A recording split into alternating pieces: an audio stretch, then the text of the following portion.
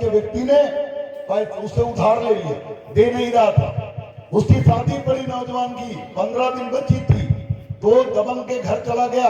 उसने कहा हमारा पैसा दो, नहीं दिया तो वहीं बैठ गया, पैसा दोगे तो जाऊंगा, नहीं तो नहीं जाऊंगा। उसने, उस दबंग ने पेड़ में बांध के पूरे परिवार ने मारा उसे। उसके बाद पुलिस को बुलाया, कहा हमारे घर में चोरी करने घुसा था। पुलिस उठा के ले गई ढकेरवा चौकी, लखीमपुर खीरी जिला, ढकेरवा चौकी। मैं पूरा एड्रेस के साथ बात करता हूँ, इसलिए मैं झूठी कहानी बताता नहीं। एक यहाँ जितने लोग बैठे सब लोग जान लें कि जितनी बात केशवदेव मौर्य यहाँ करेगा उसमें 1% भी झूठ बात नहीं, सब सही घटना है। ढकेरवा चौकी, लखनपुर गांव का वो मौर्य लड़का, उसे पुलिस ले गई और रात भर बुरी तरह पीटा। पहले से मार खाया था और पुलिस ने रात भर पीटा, मर गए। जिस लड़के की बारात निकलनी चाहिए थी 15 दिन बाद, उस लड़की का अर्थी निकली। और ये दोनों नालायक, मैंने इन दोनों नालायकों को चिट्ठी लिखी उस समय, बाबू सिंह प्रसाद, स्वामी प्रसाद मौर्य। मैंने कहा समाज के साथ इतनी बड़ी घटना हुई, आप उसमें बोलिए।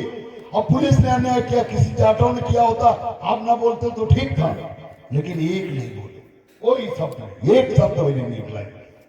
ये हमें क्या फायदा मिला बसपा में? अगर वही लड़के जाटव समाज के होता तो क्या पुलिस वाले उसे मारते? क्या उसकी हत्या होती क्या? और अगर हत्या हो जाती तो थाना छोड़ दो, डीएमएसपी बचते क्या? बोलो बचते क्या? बताओ, मैं पूछ रहा हूं, आप लोग जवाब नहीं दे रहे। सब लोग, कोई नाराजगी है क्या? खुश हैं? हमसे नाराज तो नहीं है? अरे अपना अर्धानी प्रधानी लड़ते रहिए, हमें उसमें झमेले में क्या देते, लेकिन हमसे नाराज मत हुई है ना, तो जवाब देते रहिए। अब बताओ, अखिलेश यादव या मुलायम सिंह यादव जी ने तो हमें कुछ देना नहीं था।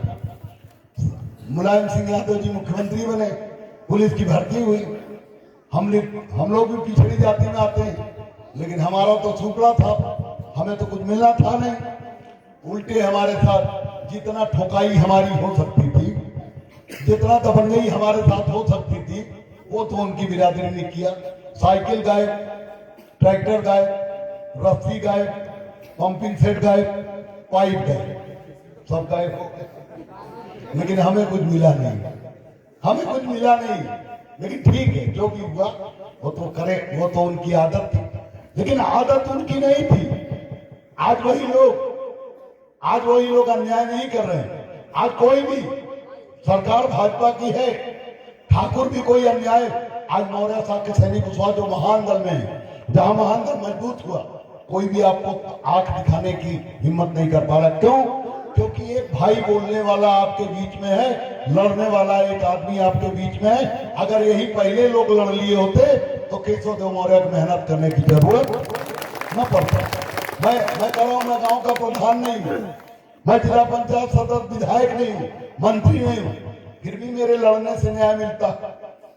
आपके ही राजा रिजौला में करमवीर साहब, सिकंदरपुर वैश्य थाना और राजा रिजौला गांव, पटियाली विधानसभा, वहां करमवीर साहब आपके यहाँ एक विधायक हैं साहब के भी, वो बसपा से विधायक थे, बाद में भाजपा से विधायक थे। वो समय विधायक थे और करमवीर साहब का उन्हीं का रिश्तेदार, सगा रिश्तेदार, उनके मौसेरे भाई का बेटा करमवीर साहब, मजबूत नौजवान, 6 फीटा, और उसने महान दल के लोगों को मारा भी था चुनाव में, इसलिए कि हमारे भाई को हराने आए हो, विधायक जी को, हमारे चचा को। जब महान दल वाले प्रचार करने गए तो उसने गांव से जूते से मार के भगाया, लेकिन चूंकि उसके चचा विधायक, मौसेरे भाई के बेटा चचा विधायक, उसी साल में रहता था गुमान में, और भिड़ गई ठाकुरों से, और ठाकुरों ने उसे 18 चाकू मारा, पूरा पेट फाड़ दिया, रामपुरी चाकी 9 इंची खचाखच मार दिया। और मुझे जैसे पता लगा, मुझे लग गया विधायक जी तो बोलेंगे नहीं, क्योंकि ठाकुर के खिलाफ भाजपा का कोई विधायक, वो भी साहब के, उसके पिछवाड़े में दम नहीं वो बोले। तो मैंने करमवीर साहब के पिताजी को फोन किया और कहा कि आपके बेटे की तबीयत हालचाल पूछा। फिर मैंने कहा, मैं महान दल का राष्ट्रीय अध्यक्ष केशवदेव मौर्य बोल रहा हूं, आपको अगर कोई परेशानी हो कोई आपको दिक्कत आए, कोई प्रशासन ना सुने तो मेरा नंबर नोट कर लीजिए, आप मुझे फोन कर लीजिएगा। तो उन्होंने कहा कि नहीं भैया, आप धन्यवाद आपको, लेकिन हमारे रिश्तेदार विधायक हैं, अगर हम आपसे मदद लेंगे तो नाराज हो जाएंगे। हमने कहा ठीक है, अगर वो मदद करते तो अच्छी बात है, लेकिन वो मदद नहीं करेंगे क्योंकि मामला ठाकुरों का है, वो मदद नहीं करेंगे। तो उन्होंने कहा कि नहीं नहीं मदद करेंगे। मैंने कहा ठीक है। और 2 दिन करमवीर साहब के बच गया। पहले तो ठाकुर चुप थे, लेकिन जब करमवीर साहब के बच गए तो बवाल कर दिए। क्यों बवाल किया? क्योंकि अगर वो मर गया होता तो गवाही कोई न देता डर के मारे। भाई उस सरेआम मार्केट में चाकू मार दिए दिन दहाड़े, दूसरा कोई क्यों अपनी जान देता? क्यों क्यों गवाही देता भाजपा सरकार में? उन्हें लगा को तो मर गया, तो हमें कहा हमारे खिलाफ गवाही होगी नहीं, बच जाएंगे, 10 दिन में जमानत हो जाएगी, मुकदमा होगा फिर भी, लेकिन वो बच गया।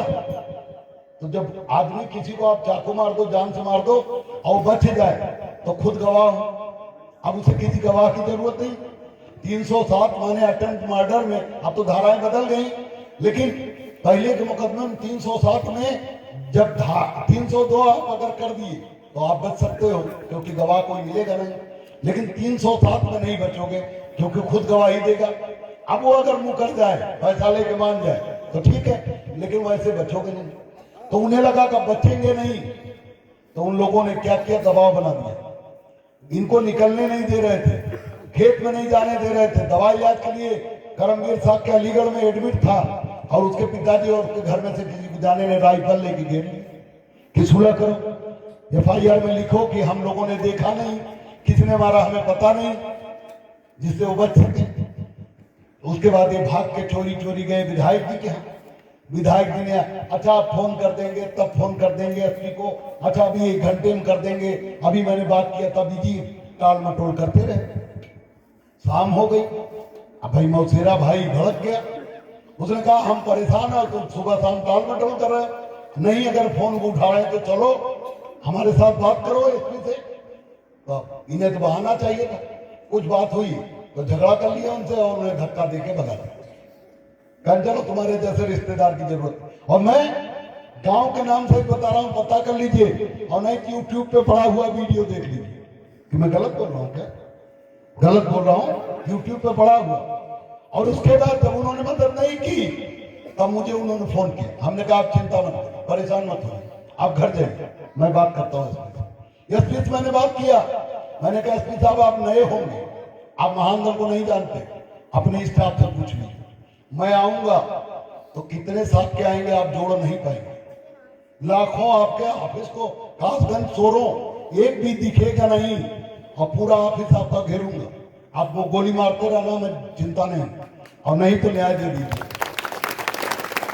तत्काल CO था, SP ने फोन काटा। उसके बाद JP जी आधे घंटे में गए, PSC लगवाई गांव में और सबको अरेस्ट करवाया। जो मेन मुलजिम था टुंडे सिंह, जिससे लड़ाई हुई थी उसकी, टुंडे सिंह को पुलिस ने, वो भाग रहा था, कई बार पुलिस के ऊपर गोली चला दिया, पुलिस ने जवाबी कार्रवाई की, पुलिस उसके पैर में गोली लग गई, और बाद में जेल गया। वहां उसने लापरवाही की, इलाज में मर गया। तो आधा तो न्याय हो गया ना, मेन आदमी मर गया। तो किसकी वजह से न्याय मिला? महानगर की वजह से, केशव देव मौर्य की वजह से। अब यही बदायूं में छोटी बच्ची के साथ